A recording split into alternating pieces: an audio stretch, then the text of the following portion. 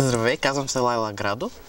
И сега искам да разкажа малко за своя живот и затова искам да изляза на светло и затова ще махна този кашон от себе си. Здравейте отново.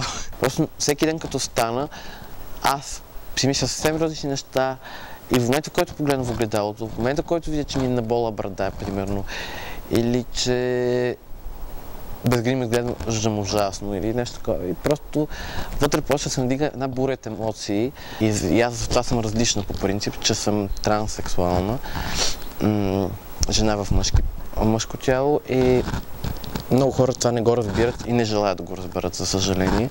Ще кажа накратко как се случва случката. Аз лично нямам ясен спомен от това. Всичко, което ми беше разказано, е по думи на познати приятели и роднини. Да, в смисъл приятел, който беше с мене и после роднини, майка ми, баща ми. Значи, оговорих си в сряда вечерта, среща с един мой познато. И се разходим из парк на свободата. Беше като този ден, слънчево, приятно, топло. А ти не беше като жена? Не. Като мъж. Това се случва в беседката, в най-първите беседки. Когато сме се разхождали с него и сме си говорили, от тази беседка са изскочили, сега той твърди, че са 10-15 човека, скинхедове и започнали да ме бият, да ме ритат в главата, в стомаха, навсякъде. И чул, че крещят две майки, които са видяли явно случвало случва, те са били с деца явно. И конна полиция е дошла. Но са успяли да хванат само двама човека и то двама от младежите, които са били от гледащите, не участващите пряко в побоя. Тъй като явно съм била да кажем, в шок съм изпаднала след побоя и обикновено си нося със себе си винаги личните документи. Не съм могла да ги дам на полицията, те са ми пратили да се прибирам.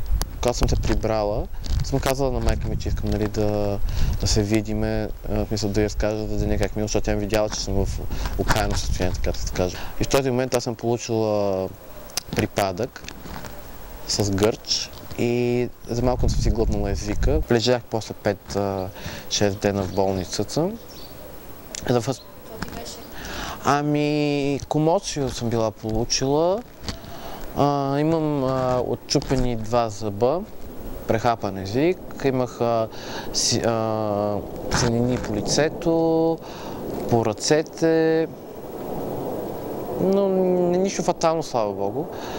Те по-скоро успяха да наплашат роднините ми и познатите приятелите ми, защото в последвалите месеци само чувах как повече не трябва така да се показвам, да излизам, да не бъда едва ли не себе си. Аз казах, това означава, че аз трябва да се огъна пред тях и казах, че няма каквото и да ми се случи, аз ще вървя по своя си път и дори живота ми да свърши преждевременно, не дай Боже, но значи така трябва да е станало.